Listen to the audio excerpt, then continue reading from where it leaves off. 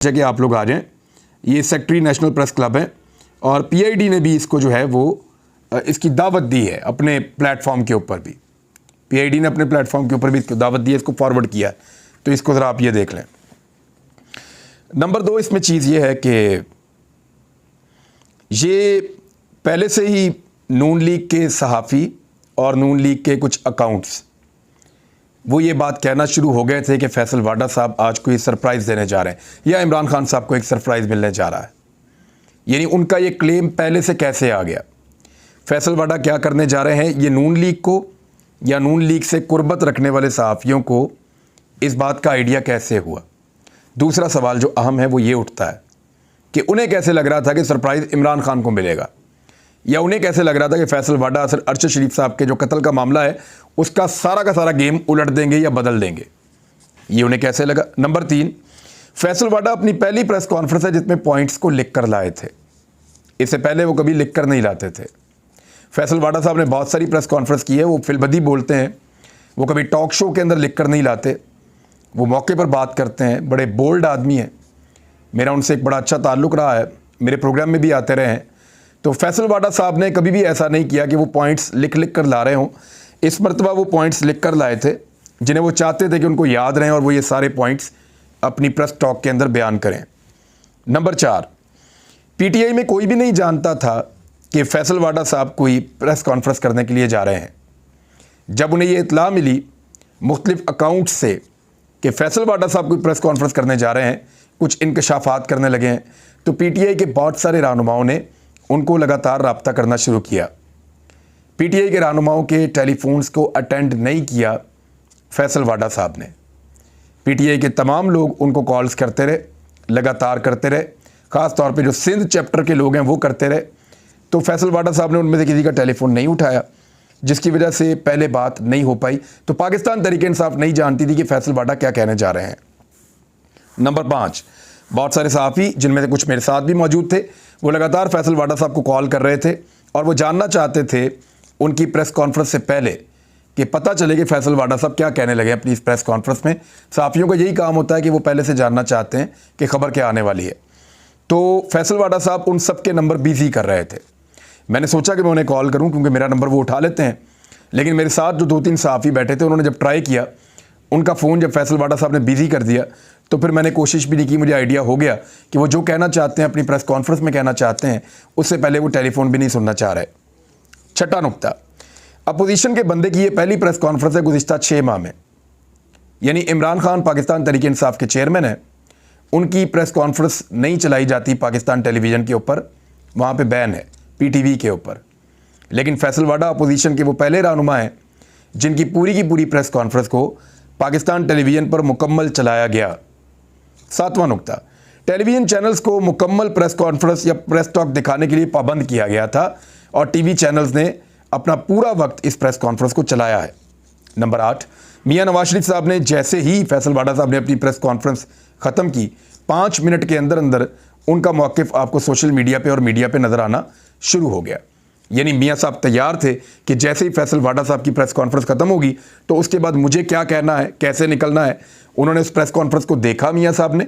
Normally मियां साहब जब बाहर आते हैं तो सहाफ़ी उनसे सवाल करते हैं तो मियां साहब लाइल्मी का इजहार करते हैं, अच्छा क्या हुआ, क्या कहा, ऐसे करते हैं। लेकिन इस मरतबा जब मियां नवाज शरीफ साहब बाहर आए तो वो पहले से जानते थे कि फैसल वाडा ने क्या कहा, और उन्होंने आते ही सारा का सारा ब्लेम डाला कि अब पीटीआई का अपना बंदा फैसल वाडा वो ये कह रहे हैं कि बहुत खून बहने लगा है, बहुत लाशें गिरने वाली हैं।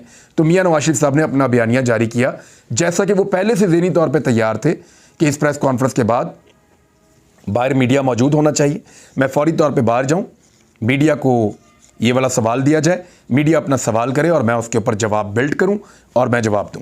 तो मियां साहब ने वही किया। ये 8-10 चीज़ें हैं जो बहुत मशकूक थीं, और चीज़ें भी निकाली जा सकती हैं। तो ये प्रेस कॉन्फ्रेंस से पहले की मैं आपको बात बता रहा हूँ। अब आ जाएं प्रेस कॉन्फ्रेंस के अंदर कि फैसल वाडा साहब ने प्रेस कॉन्फ्रेंस में क्या कहा। तो पहला नुक्ता उठा लेते हैं। उन्होंने कहा कि फैसल वाडा ने जो पहली बात की कि अरशद शरीफ की शहादत एक हादसा नहीं है।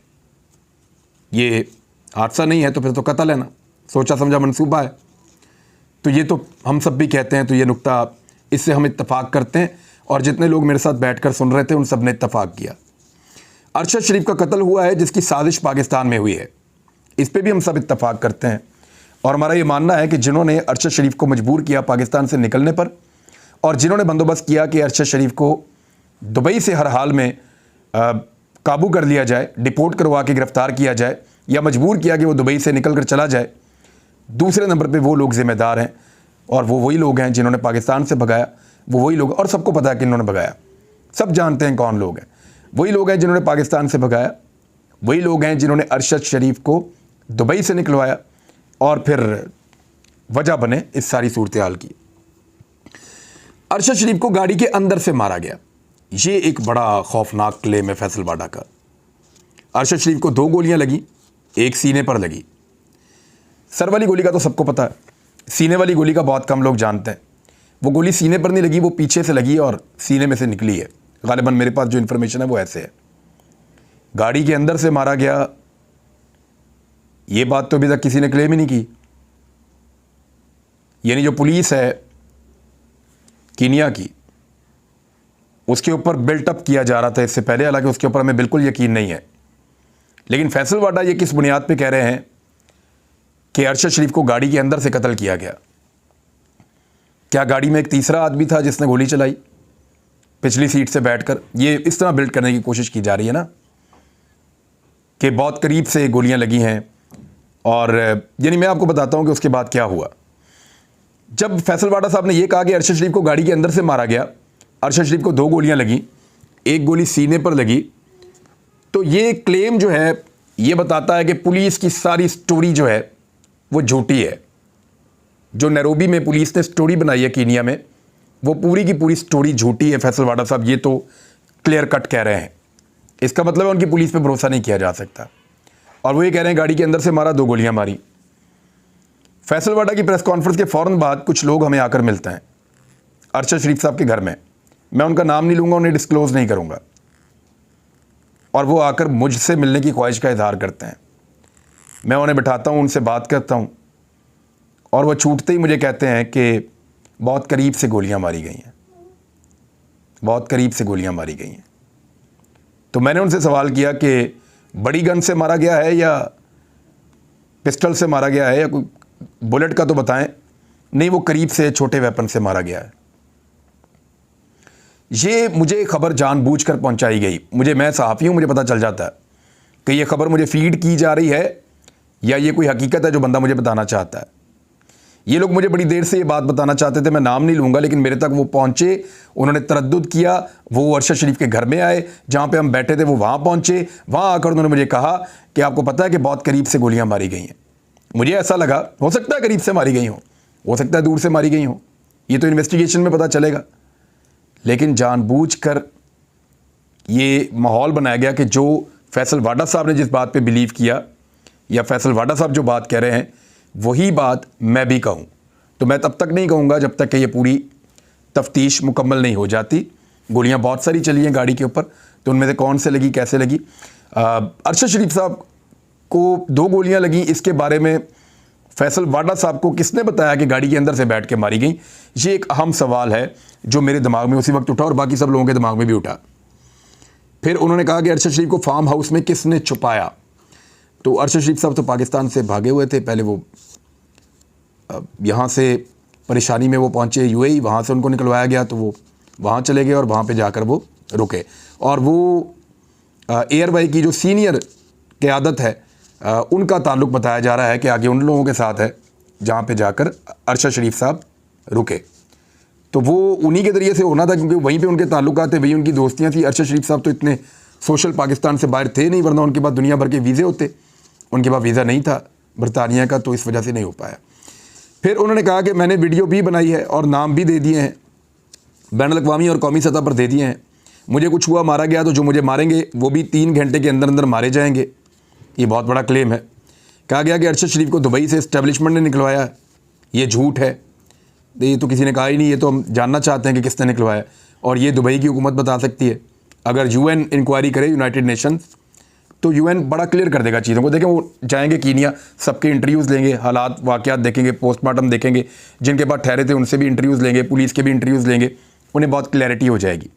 उसके बाद वो यूएई जाएंगे, यूएई की गवर्नमेंट से पूछेंगे कि आप लोग कौन बंदे थे जो मिले थे उनसे, क्यों मिले थे, किसके कहने पर मिले थे और किसके कहने के ऊपर आप उनको डिपोर्ट करना चाहते थे, या आपने उन्हें 48 घंटे दिए कि आप पाकिस्तान से बाहर निकल जाएं। सवाल का जवाब मिल जाएगा।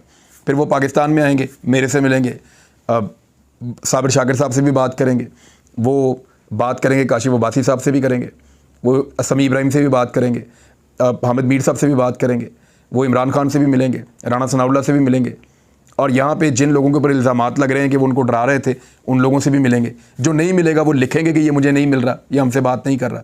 तो वो सारी इंक्वायरी करेंगे पाकिस्तान में, पता करके कि किन हालात में क्यों, और जिन जिनको अरशद शरीफ साहब बातें बताते थे घर वालों को, उनसे भी मिलेंगे, उनकी वाइफ से, बाकी लोगों से, बदर से, और वो बताएंगे कि किन हालात में क्यों अरशद शरीफ साहब को पाकिस्तान छोड़ना पड़ा और कौन लोग उनको डरा रहे थे। तो इस तरह अगर यूएन के लोग इंक्वायरी करेंगे तो बहुत सारे हकायक सामने आ जाएंगे। बहरहाल फैसल वाडा साहब की प्रेस कॉन्फ्रेंस में वापस आते हैं। उन्होंने कहा कि अरशद शरीफ एस्टेब्लिशमेंट से राब्ते में था और मैं बीच में था। अरशद शरीफ का एस्टेब्लिशमेंट से मुस्बत राब्ता था और वो पाकिस्तान आने को तैयार था, लेकिन साजिश के तहत उसकी जहन साजी की गई थी। अच्छा, ये बात जो है ये बहुत गलत है।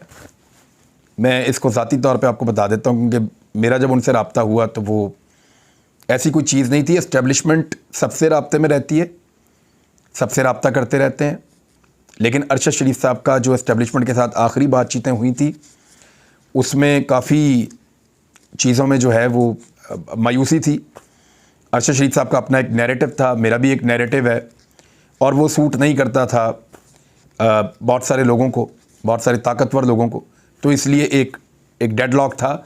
अब ये अगर क्लेम कर रहे हैं फैसल वाडा साहब कि मैं उसको दूर कर रहा था, तो मैं इसमें नहीं मानता, क्योंकि जो लोग आखिरी वक्त तक अरशद शरीफ साहब से राब्ते में थे, उनकी वाइफ ने हमें कुछ बातें, कुछ और लोगों ने बताई हैं, जो बातें बहुत क्लियरली कुछ और इंडिकेट कर रही हैं, कुछ और चीज़ें वो बता रही हैं। फिर उन्होंने कहा कि अरशद शरीफ को दुबई से कोई आम आदमी कीनिया नहीं भिजवा सकता था, ये तो कोई भी जा सकता है। मैंने अपना कल वीज़ा ले लिया था कीनिया का, क्योंकि जब मैयत नहीं आ रही थी और समझ नहीं आ रही थी, तो 2 घंटे के अंदर आप ऑनलाइन अप्लाई करें कोई भी पाकिस्तानी, तो कीनिया का वीज़ा आपको बड़े आराम से पासपोर्ट और आईडी कार्ड दे के आपको मिल जाता है। तो ये कोई ऐसी बात नहीं है। कीनिया जाने का मकसद ही ये था कि वहाँ पे आसानी से वीज़ा मिल जाता है। अरशद शरीफ साहब को साबित करने की कोशिश की गई कि ये साजिश हुई है और उनका बयानिया उनके दिमाग के अंदर बिठाया गया, तो वो एक बहुत सीनियर जर्नलिस्ट था, कोई बेवकूफ़ नहीं बना सकता था। वाक़यात और शवाहिद की रोशनी में अरशद शरीफ इस नतीजे पर पहुँचे थे कि पाकिस्तान में रजीम चेंज हुआ है। मेरे पास जो शवाहिद हैं वो ISI और MI को दे सकता हूँ। जो ताकतवर शख्सियात इसमें मुलविस हैं वो मुझसे दूर नहीं हैं। अभी एक अरशद शरीफ शहीद हुआ है, अभी बहुत सी लाशें गिरनी हैं। पाकिस्तान के खिलाफ साजिश के प्लेयर पाकिस्तान में मौजूद हैं। फिर उसके बाद उन्होंने कहा PTI के अंदर कुछ लोग हैं जो इस साजिशी बयानिए को मानते हैं, जिस साजिशी बयानिए का अरशद शरीफ शिकार हुए। यानी वो ये कह रहे हैं कि रजीम चेंज ऑपरेशन की कोई साजिश हुई नहीं, ये शायद इस तरह बताना चाह रहे हैं। और PTI के लोग गलत मानते हैं कि रजीम चेंज हुआ है। कम से कम मैं तो बिलीव करता हूँ और बगैर किसी के बताए बिलीव करता हूँ। मैंने खुद ये सारे फैक्ट्स देखे हैं, और थोड़ा अर्सा पहले तक फैसल वाडा साहब भी इसके ऊपर पूरा बिलीव करते थे, लेकिन अब अचानक सारी चीज़ें तब्दील हो गई हैं। लॉन्ग मार्च में उनका खून ही खून नज़र आ रहा है, जनादे ही जनादे नज़र आ रहे हैं। मैं आखिरी वक्त तक कोशिश करूँगा अपने लोगों को इससे बचाऊँ, और इमरान खान के लॉन्ग मार्च में बेगुनाह और अहम लोगों की लाशें दी जाएंगी। अब इसके बाद क्या हुआ ये तो फैसल वाडा साहब ने कर दिया आपके सामने।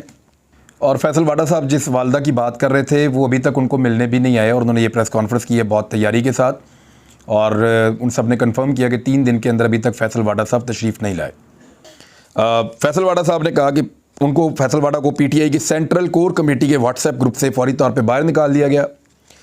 असद उमर साहब ने एक ट्वीट किया, और एक अली जैदी साहब जो सिंध के सदर हैं, पहले मैं अली जैदी साहब को बताऊँ कि वाडा tried to damage our long march. Interestingly, Channels plus PTV covered the presser, so it's clear that imported government launched him. Imported government उनको लॉन्च किया और उन्होंने तबाह किया, हमारा बयानिया को तबाह करने की कोशिश की है, और चैनल्स ने और PTV ने उनको चलाया है। इंपोर्टेड हुकूमत ने उनको लॉन्च किया है, और इसने ये कोई नॉनसेंस है, इसको कोई सेंस नहीं बनती इसकी। और Imran Khan has clearly issued instruction for all to remain peaceful, what weight does his pressure carry. Imran Khan ने कहा कि कोई किसी किस्म का इसके ऊपर रिएक्शन ना दो। दूसरा, उसके बाद फैसल वाडा साहब को जो है वो असद उमर साहब ने कहा कि फाइनली वाडा साहब का स्टेटमेंट जो है वो पार्टी की नुमाइंदगी नहीं करता, पार्टी पॉलिसी के खिलाफ है, और सिंध के प्रेसिडेंट को कहा कि उनको शोकाज नोटिस जारी कर दिया जाए, इमरान खान साहब ने कहा, और फिर उनको शोकाज नोटिस जारी कर दिया गया है। ये है जी। अब तक के लिए इतने, अपना ख्याल रखिएगा, अपने चैनल का भी। अल्लाह हाफ़िज़।